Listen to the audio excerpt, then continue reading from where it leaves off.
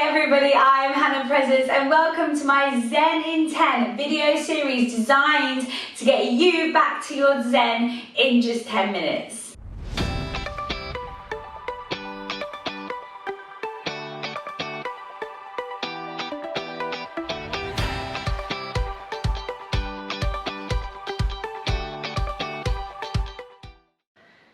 Hi everyone, welcome back to Zen in 10. This is your beginners class. We are going to break down some of the most common and fundamental postures that you will find in most yoga classes. Let's get going. Come down onto your hands and your knees. We're going to start looking at downward facing dog. Okay, very, very common.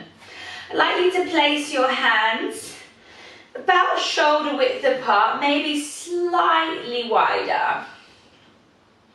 Have your index finger facing the top of the mat and have the fingers comfortably spread. Then you want to straighten your right leg back behind you and straighten your left leg back behind you. And this is your plank pose. Now from plank, you want to push your bottom up and push your chest back. Notice how I've said push twice. Downward facing dog is in fact a push motion.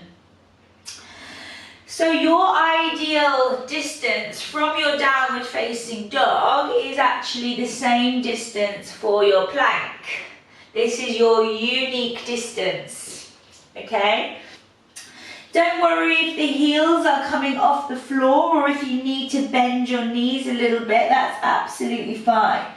Just start to work the tailbone and your sit bones up towards the sky, pushing into the hands, allowing the shoulder blades to actually come towards the ears a little bit. So you're pushing, okay?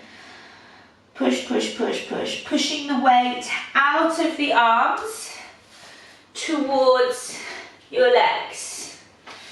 And then just walk the heels up and down on the spot.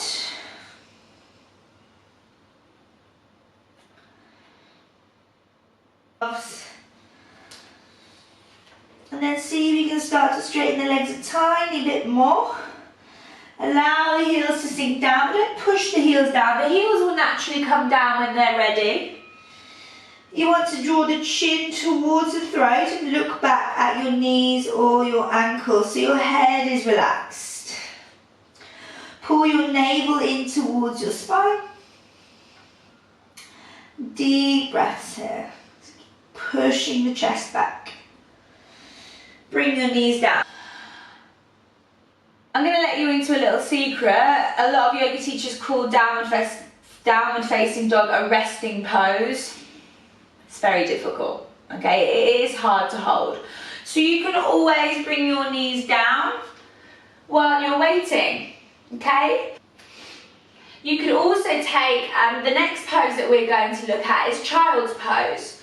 So just allow the feet to relax, tuck the toes under, have the big toes touching and the knees apart, and then relax your hips back towards your heels.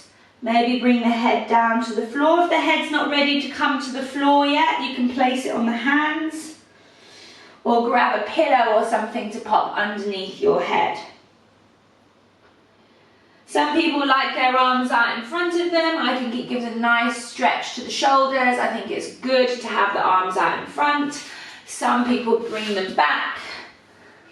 I feel like having the arms down by the side is promoting this kind of rounding of the upper back, which we kind of sit like that a lot, okay, when we're working and stuff. So in my opinion, I would like to promote having the hands out in front of you, or maybe even resting the head on the arms in your child's pose, okay? Don't worry if the bottom doesn't want to come all the way down.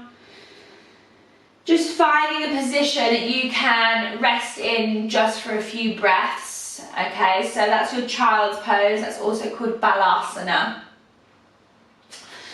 We'll come back into our downward facing dog. So you're pushing the chest back, lifting the bottom up, little bit of elevation through the shoulder blades, engage through the legs, pulling in the lower belly. Then we're going to step the right foot between the hands. Now for a lot of people this is extremely difficult when they first start. We're going to step the right foot forward. If you need to bring your left knee down to bring your right foot forward, go ahead and do it. We're going to work towards warrior one. You want to have your front foot pretty much on the inside of the same hand. So your right foot wants to be to the right side of the mat. And then your back foot wants to turn out. But you want to have a little bit of space between your feet, like they're on train tracks. So not space as in length, but actually in width, okay? So take the back foot out, turn it out slightly. Now one of the things to look out for is you actually want to have your back knee in line with the hip and with the ankle.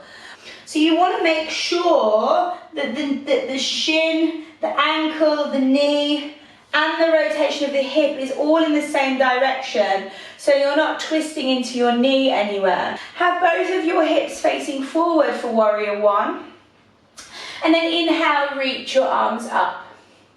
You can look up at the hands or keep your gaze forward. Deep bend in the front knee. Have your knee on top of your ankle. So we don't want to be here because that puts too much weight through the knee. Okay? Have your knee nicely stacked on top of the ankle. Another thing to look out for is sometimes I see the knees doing this, drawing inwards. We're not engaging into the glute. Draw out, squeeze into your bottom, draw your knee towards the little toe side of your front foot. So it's externally rotating. Okay, so this is what it looks like from the front. Excellent. Then we'll try that on the other side. You can bring the hands down, step back to your downward facing dog. Then we'll step the left foot forward. You can bring your knee down, place the foot forward, lift the back knee, and then step your foot towards the right side of the mat. So step it out a little bit to create that space. Make sure your foot, your knee, and your hip are all in a nice line. Check where the alignment of your feet are, then check where your knees are. Okay, is it far forward enough? Are we drawing out? Are we engaging properly?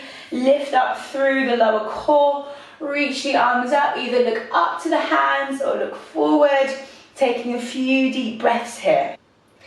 And then exhale, we'll take the hands down and step back to your downward facing dog. Lovely. Now we'll look at our warrior two. So again, step your right foot between your hands to the middle of the mat, and then we're going to drop our back heel in. So you want to imagine actually, if there's a line going down the middle of our mat, our heels are going to be on the same line. So warrior two is more of an active hip opener again. So we're actually, the hips and the chest and the arms are actually open on our warrior two. So again, same applies with the knees. Stack the front knee on top of the ankle, draw the knee out towards the little toe side. You often see sort of warrior twos like this. Someone's forgotten about their back arm. The front knee isn't really bent. It's drawing inwards. It's not really doing anything for the body. It doesn't take a moment to check where your back arm is. Check that it's in line with your front arm. Engage your arms. Bend into the front knee. Try and get a nice 90-degree angle in that front leg. Then try and hold it. Then you'll actually feel what the pose is doing for you. Then look towards your front hand. Take the hands down to the ground and then you get a step back to your downward facing dog again. Then we're going to step the left foot forward, have a go on the left side. So step the left foot between the hands, bring your back heel down to the ground. Look at your heels, make sure they're on the same line. We're going to lift the right arm up first this time, then the left. Warrior two. Okay, so check the feet. Check your knees. Check where the knees are placed. Tuck the tailbone a little bit. Don't stick the bottom out. Tuck it under. Okay? Lengthen up through the spine. Check your back arm isn't all floppy and it's doing its own thing. Look down the middle finger of the front hand and then relax the shoulders a little bit here. Deep breaths. Exhale, bring the hands down. Step back to downward facing dog. Thank you for joining me today, everyone. I hope you found this useful. Please do drop me a little comment in the comments below or share to somebody that also might find it useful. Thank you so much. Namaste. Have a great day.